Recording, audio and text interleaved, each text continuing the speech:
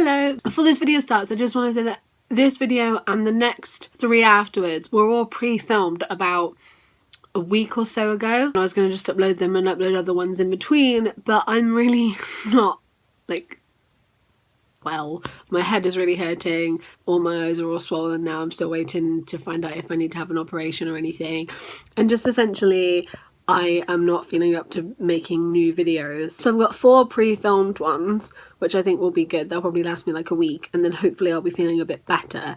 So I'm not going to do a Shadowhunters review this week. I'm going to wait until next week, and then I'll do a combination of this week's and next week's episode together in one review, if that's okay. Obviously still want to be uploading, so I'm glad I pre-filmed.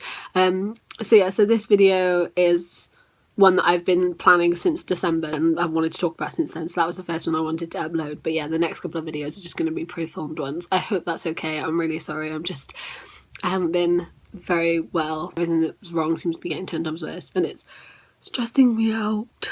Ugh. Hello everyone, Ren here. So today I want to talk about fandom creativity and the whole idea of being part of a fandom and the things that people create when they are part of a fandom. I have been someone who has, through my entire life, been involved with fandoms, and I have, I don't want to say like obsessive tendencies, but like I don't just enjoy something. If I like something, I really like. I want to make things for it. I want to be involved with it. I want to know things about it. I want to be someone who is directly in the middle of that fandom and that particular thing, because that's just the way I've always been. So because of this, it's always been a thing that people have kind of made fun of me for it. When I first started writing fan fiction, it was like a really dirty thing to do, like my dirty little secret. I didn't really tell many people that I did it because it was really weird, and like, who writes fan fiction? That's really creepy and gross. It was always something that I kind of kept hidden, and I always kept that side of me like to my really close friends and family, and it wasn't something that I felt massively comfortable broadcasting, so I was like, everyone's just going to make fun of me, and everyone did make fun of me, and it was just not a fun time. But recently I feel like there's a bit more acceptance. There shouldn't have ever been non-acceptance, but I feel like, I don't know if it's because I've gotten older and I'm around people that are older, so they're more understanding. You enjoy a thing, and why shouldn't you enjoy a thing? Or everyone's just gotten better because more people are kind of involved with these things, I guess. But I've just noticed that there's been a difference, and it's been something I've kind of wanted to talk about. Are fandoms a good thing? Is fandom creativity a good thing? I mean, I'm totally probably on the bias side of saying yes, but I kind of wanted to like talk about that and have that discussion because I think it's really interesting. Like, some of the main issues with it is like plagiarism. If people are writing fan fiction, then they're taking other people's characters and it's not original writing. Loads of people complain about the way characters are depicted. It may not be the way you did it, so it's not accurate art, you know, it's not canon, it's not actual things. I know some authors don't allow fan fiction, and it's just kind of, you know, one of those things that people think, is it an okay thing to do? Should we do it? Should we take other people's creations and use them for our own creativity? Like, someone else has invented these characters. Is it okay and cool and fine to take those characters and decide we're going to do something else with them? I think, yeah. I'm sure you knew that's what I was going to say. The very first fandom, I guess, was the Harry Potter fandom. I forget, and lots of people forget, that I am one of the last generations to have not been born with the internet. It didn't exist publicly. You couldn't have the internet in your house when I was born, which is really weird. It just meant that it was really new when I was a kid and when I was growing up. So this creativity that I would have with things like, I've said before, and I was like 7 when I read Harry Potter by myself. I was 5 when it was read to me. I'm sort of like 7 or 8, and I'm imagining these things in my head. I had to wait for the book, so I would finish Goblet of Fire and I think, oh my god, what's going to happen next? Voldemort's back, what's going to happen? And I'd have this entire year to wait for the next book, where in my head I was coming up with theories and fan fiction and headcanons and all of these things. I loved talking with people. I loved talking to people at school and my family about what I thought was going to happen next, and it was really great. And then I noticed it even more when I read Half-Blood Prince. I was probably about 9 or 10, coming up with things with Harry and Ginny, and I think that was my first kind of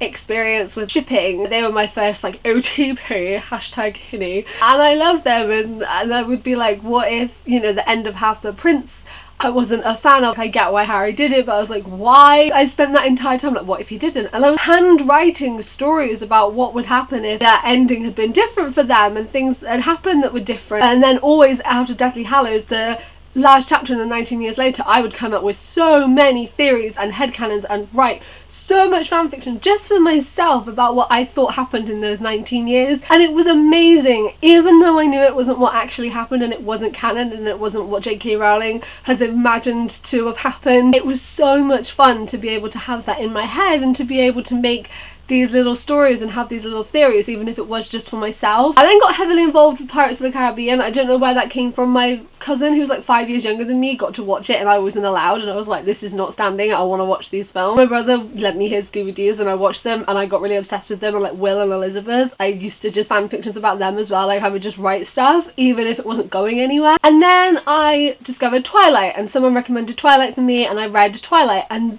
that is sort of around the time when the internet really started to kick off, when social media started to kick off, when things started to be really popular. This was around the year of YouTube becoming a thing. On YouTube at that time I was just watching like Potter Puppet Pals and Salad Fingers. Like Facebook and Twitter, all of these things started to become really popular, and along with it so did all of these other websites. And one of those websites was fanfiction. So when I finished reading Twilight and I went onto the computer, by searching it I found fanfiction.net, which was my first experience with fanfiction website, and I just had this massive world of what if Edward never left, what if this had happened, what if this had happened, what if they hadn't had Renesmee, what if Bella had ended up with Jacob, and there was just this like infinite amount of what ifs surrounding a world. And even though I knew this isn't what actually happened, even though I knew this was just fan theories and fan stories, it was amazing. There was so much creativity in these worlds, there was so much creativity in these stories, and it was just something I loved so much. This made my writing get better, it made me explore loads of different things, it made me think about the characters, and it was really good. I don't think it's anything to be ashamed of. I think quite a lot of people, even though the stereotype has died down now, but in the beginning quite a lot of people sort of assumed it was all about 50 Shades of Grey. When it started to be big, everyone's like, oh, you're just reading literary porn. No, that's not the point. Like that's not what it is. Yes, there are some which contain sexual content. There are also some books that do. It's not this creepy weird thing. When it's about two fictional characters, it's just people's ideas and people's takes on a story that they love. There are definitely issues surrounding real person fanfiction, and I think that that's a really fine line. If the people that you are reading or writing about have specifically said it makes them feel uncomfortable, they don't like it, they don't want it to be a thing,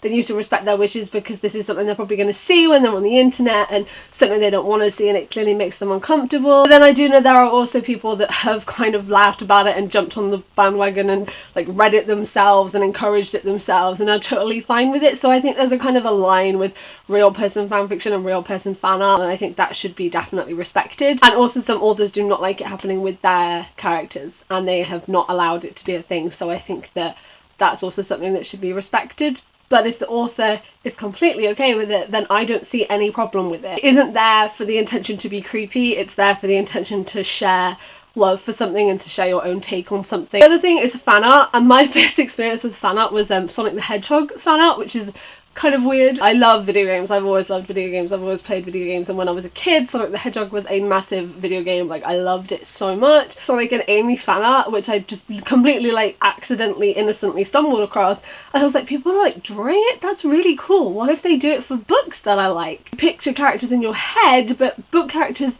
unless there's been a film adaptation or you're not happy with the film adaptation, they're just in your head. So to go on Tumblr and to see all these amazing drawings and to see scenes from your favourite books depicted in actual art, and this allows people to draw and express how they think these characters look. They can bring these characters that are in their minds to life, and it's really cool. The talent that some people on Tumblr and Instagram and DeviantArt have is the best thing. It's such an amazing way to see people explore their creativity for so many different things. There are people that make comics and doodles and animations, and they're spending their time and making a thing. It's giving them an audience, it's giving them someone to express their creativity to, and it's amazing. Making videos is a way of expressing creativity, and I make videos about books and fandoms, and that's fandom creativity. When I make a video about Harry Potter, that is me being creative in a way about a fandom that I'm a part of. And it's amazing because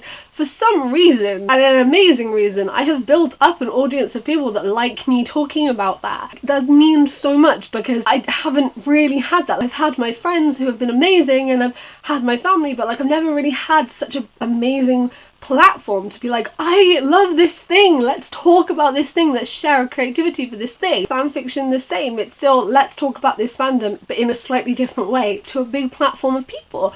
And so is fan art. I think that it's amazing that there's so many different creative outlets and creative possibilities within a fandom, like to make a thing and be like, look, I made this thing about this thing that we love so much, here you go, look at it, look at my picture of Harry and Draco, like look how cool it is, you know, and it's really good. Cosplays is another one. I'm sure some of you, I've met some of you at conventions, so I know that you've gone to conventions. Book conventions, fandom conventions, Comic Con. I went in 2014 and 2016 and it was literally like the highlight. You go into this room, this massive room of people who are all dressed up as things that they love. You can see the work and time and effort and money that has gone into making this costume. That is creativity. That is someone seeing something and thinking, I love that so much, I want to recreate that, I want to make that in my own way, I'm going to do it.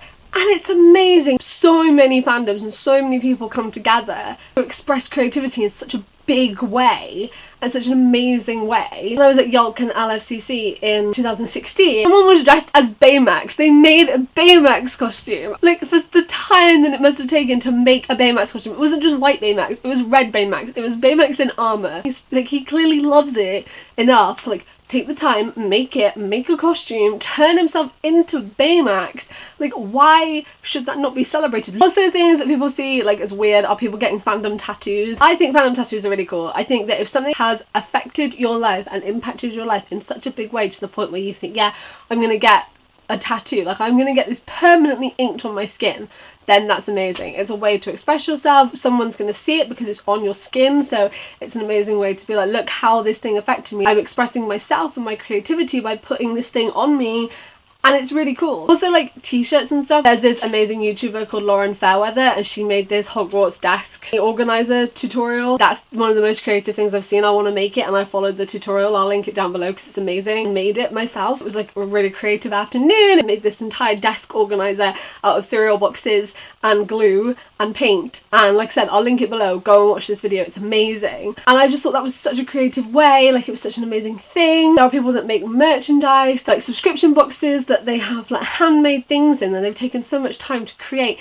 and make something based on something that they really care about, and I just think it's so good. People that make like bookish candles, like that's so cool, that's such a creative thing to do. And jewellery and clothes and bedding. Society 6 is like the best place. You can get like Harry Potter shower curtains and it's like the best thing ever. Some people have an issue with merchandise that's made by fans because they say it takes away the money from the actual company, but I think there's nothing wrong with it. I think it makes it more affordable, it's really fun, you get different amounts of merchandise, you get stuff you can't actually buy. Another thing which I didn't mention when filming but have thought of since is like fan films and fan videos. Recently I watched 2 amazing Marauders fan films which I will link down below, and so much effort and time and work has gone into them. That's such amazing creativity and so much hard work and effort, and they're just absolutely brilliant. So I think fan films is another way for people to express their creativity for a certain part of a story which they haven't seen come to life yet, and I think that they're really good. One of the main things that I love about fandoms and community is like coming together to share your love for something. I think it's amazing that something has had such a big impact on someone's life to the point where they want to express it in the way they want to be creative, they want to make something for it, they want to do something for it, and I think that it's so good. And I don't get why people think it's weird. I have met some of my bestest friends at lines for book signings, at conventions, on the internet, because we've shared our love for fanfiction and fan art and fandoms. That says a lot, the fact that it can bring people together. Let's know your thoughts on fandom creativity. I know I was totally biased, like I was totally like, it's a really good thing, I love it. So I would love to know other people's thoughts down below. If you're new here, I make videos a couple of times a week, so if you would like to stick around and join us, then you can do that. And as usual, all my links will be in the description below if you would like to come hang out with me on other social medias. Thank you guys for watching. I hope you're doing really, really, really well, and I will see you next time. Goodbye.